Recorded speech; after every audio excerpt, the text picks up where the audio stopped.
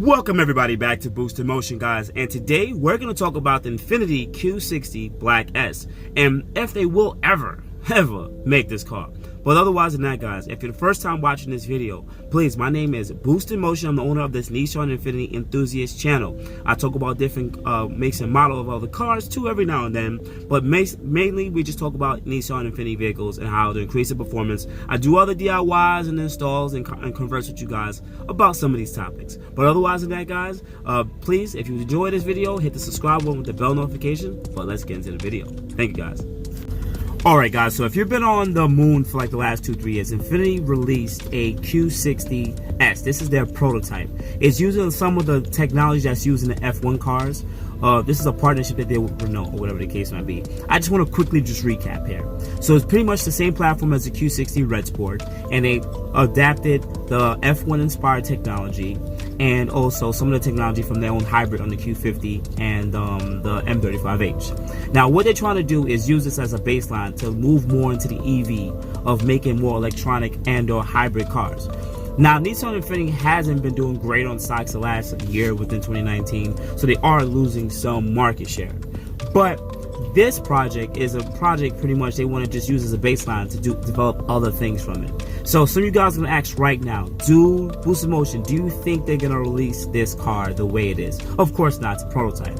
But will they use some of the technology? Honestly, you'll have to look at other cars that are on the market that may have similar technology, such as, I think it's a 918 Porsche, I believe that's a hybrid, and you also have the NXX, which is also a hybrid car. You have to look and see what the price targets for those cars, and those cars are expensive. Now, knowing that those cars are so expensive, do you think they'll be able to bring this technology into a Q60, a $50,000 to $60,000 car, and now add another $100,000 on it? No. Also, on top of that, they're not going to make a car that will perform just as good or even better than pretty much Godzilla himself, the GTR. So what I assume what Infiniti is doing is testing out different ways on how to take some of this technology and put it on an everyday use. Now, I don't see how they're going to really take some of the curve system that's used in the F1 and actually integrate that more into accessible, affordable package as in put in the Infiniti vehicles. I don't think they're gonna shoot this high to the stars towards to try to replicate this Q60, but I think they're gonna get relatively close.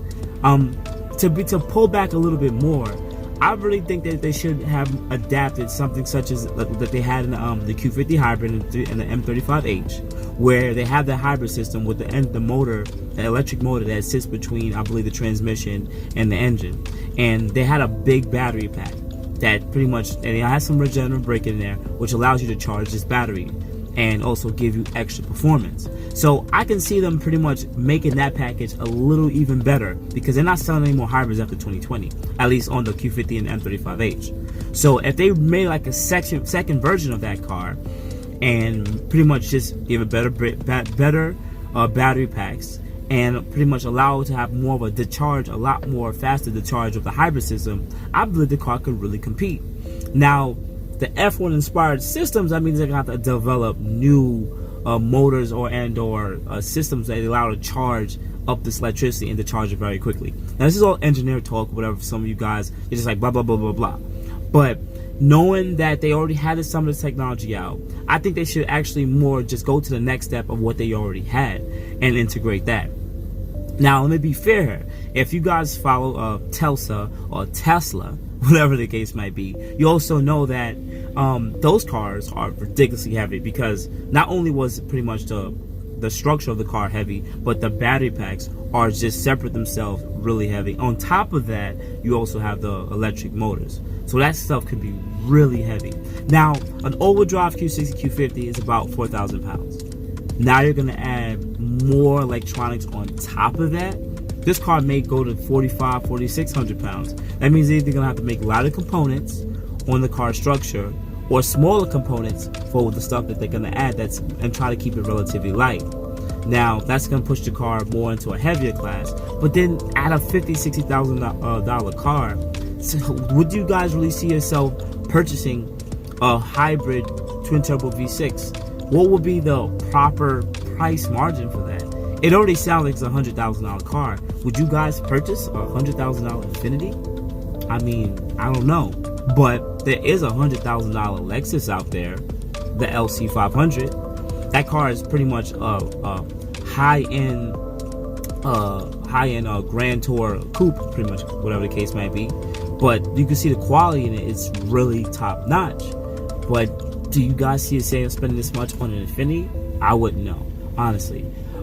To be honest with you guys too, I think the second option they really should do is just upgrade the turbos. Like, think about it. When you want a performance car, right?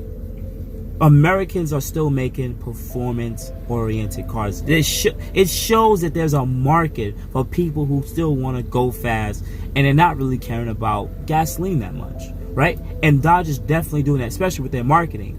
When it goes to the Japanese cars, you don't really see that. Everyone wants to be fuel efficient. Yes, that's the future.